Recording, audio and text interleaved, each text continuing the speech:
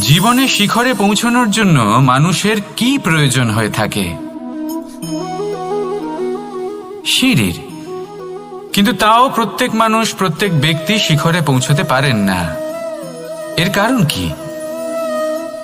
কারণ একটা হতে পারে যে মানুষ কল্পনা করতে থাকেন কিন্তু সিঁড়ি খুঁজে পান না। কিছু মানুষ খুঁজে নেন কিন্তু তা পেয়ে এতটাই প্রসন্ন হয়ে যান যে তারপর আর কোনো কর্মই করেন না। খুব সোজা ব্যাপার। অনেক মানুষ সিঁড়ি খুঁজে পান না, আর যদি পেয়েও যান তাও যতক্ষণ না তাতে চড়ছেন সেই শিখরে পৌঁছবেন কি করে?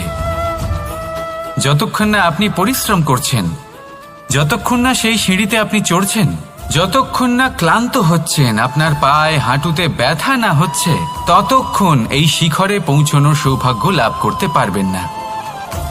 তাহলে কল্পনার সাথে কর্ম করুন, পরিকল্পনার সাথে পরিশ্রম করুন।